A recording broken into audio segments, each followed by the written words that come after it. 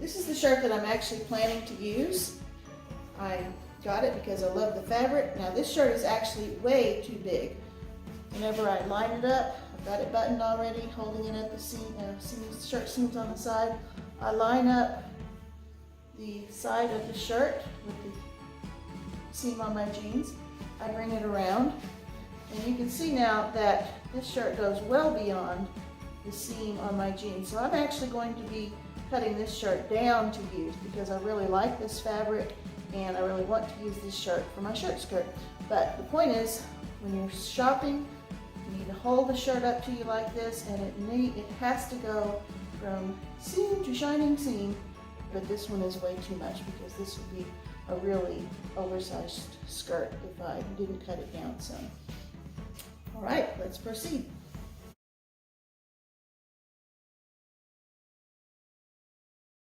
So my shirt here is laid out. It's laid out now inside out. This is the right side of the shirt and this is the inside of the shirt. So I've got it laid out wrong side out. So the first thing I want to do is be sure that the hem, front and back hems, are exactly even. First thing I'm going to do is put a pin here holding these seams exactly even. Okay, I have my side seam all pinned. I'm just going to flip this over quick, make sure I don't have any puckers where I don't want them. I don't want any puckers, period. And again, the main place where that could happen is right here at this seam. So as long as you hold that front and back pin, or two pins on either side of the pucker, stretch it out, and you don't have a pucker between them, you're good. All right, now we're going to sew that. All right, I'm starting at the bottom. Now I've got my shirt laid right side out again, and if I open this up a little bit, you can see my new seam in here with the extra fabric that's still there. I am going to cut that off and finish that raw seam, but not until I've got the top of the shirt cut off. So cutting off the top of the shirt is the next thing we're going to do. So I've got my shirt laid out here, very smooth. I've laid it out face down because this particular shirt, and a lot of, especially men's shirts, will have this little pleat at the top, up here at the shoulders, and it makes it harder to get the fabric laid out nice and smooth whenever you can't see the back of the shirt. So you lay the shirt face down, get it all smoothed out. All these wrinkles up here don't matter. The main thing is that from the armpits of your shirt on down are completely wrinkle free, because you don't want any wrinkles in that. And then what we're going to do from this point is we're just going to cut a straight line from side to side here. Just make sure your straight edge stays straight. You could take a piece of chalk and mark across there with your straight edge, which is probably what I should have done, but I didn't. So this will work. You do want to keep your seam as straight as possible so that whenever you put your waist seam in it, it will not be crooked. Because I have this laid on its back, I'm going to make sure that I don't have a button here where I'm trying to sew through or cut through, and I don't. So just need to keep everything. I meant to pin the front to the back before I started cutting here, and I forgot, but I do recommend that once you've got your shirt laid out, pin the front to the back so that everything stays in place. Now I can tell I'm cutting through the pocket on the front of the shirt right now. That's not a problem. Straight edge moved a little bit, but that's okay. All right, get rid of that. I'm going to flip this over. My seam got a little wonky there at the placket for the buttons, so we're going to straighten that out just a little bit.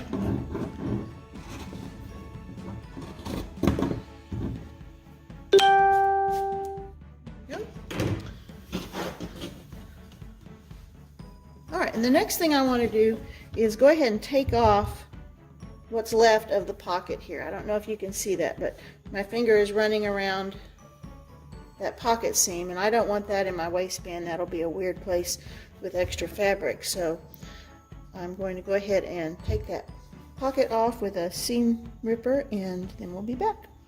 So after I cut it off, I went in the house and I put on a shirt that I might wear this under, and I held this up and folded down the waistband to the point where it was about the length that I wanted it to wind up under my shirt.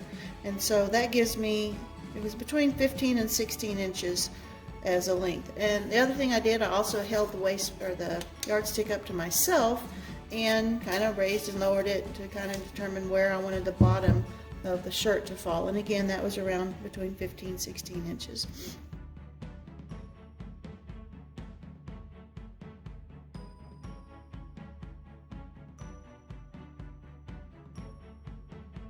So when I fold the top edge of the shirt down to about 15, what are we at here, about 15 3/4 inches, it kind of naturally folds there. It's not rocket science. This is where I want the top edge of my waistband to be. So what I'm going to do is I need to cut off. Now if you're just using thin elastic, you could put a pretty small seam here. If you're using wider elastic, obviously you want a little wider seam. I'm planning to do this as a drawstring, and I haven't decided yet whether I'm going to use the cutoff piece from my shirt, or I have this matching webbing stuff that I saved from, I believe it was wrapping a new blanket at one time, but I kept it because it was a pretty good sized roll of it, and it really matches this perfectly. Not that anybody's ever even going to see it, but I thought I could fold this in half and create my drawstring out of that. So that remains to be seen. I don't know if I've mentioned, but I'm making this whole thing up as I go along, so just bear with me. I'm going to top stitch my top edge here because I like top stitching because it keeps a very definite edge whenever you wash something. If you've got top stitching, it's not going to twist in the washing machine. So I'll probably go ahead and top stitch this, then cut the excess off, then sew in my seam and finish the raw edge. So I think that's the order that I'm going to do. Top stitch this seam, cut off the next, or cut off the excess, and then put in my lower seam that will be finished as well. Alright, at this point I'm ready to create my waistband, but I do need to go ahead and take off the excess on the side seams so that those don't wind up in my waistband whenever I get ready to sew that in, because if I left that in there, you'd have all this 1.5 to 2 inches of extra, and you just have a bulky spot in your side seams, and I don't want that. So I'm going to cut this off.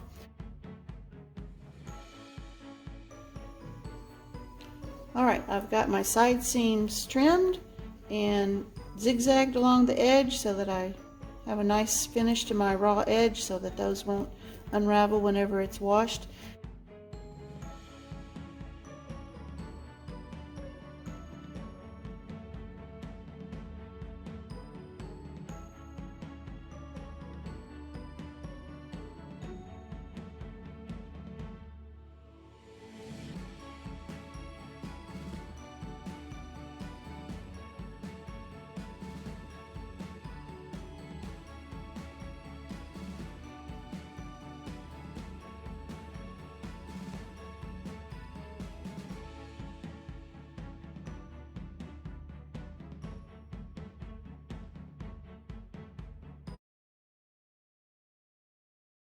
And then I've got the whole thing inside out, and I have folded down the waistband, the 3 inches or so that I want in order for my finished waistband to wind up at this folded edge. Now one thing you want to make sure of at this point is that your two side edges are the same length. So I'm going to fold this over and meet those up, match those up. Okay, so you want the length from here to here to be the same on both sides, because if they're not, your skirt won't hang straight. It will hang a little bit crooked. So I need to give myself a little more edge here. So we've made our two side seams the same length here, so that's good. And then the next thing I'm going to do, as I said, is top stitch. Well, I'm going to pin it first so that my folded seam stays in place. Then I'm going to top stitch this seam here about 1/8 of an inch from the edge just to keep it in place. And then we'll go on and complete our waistband.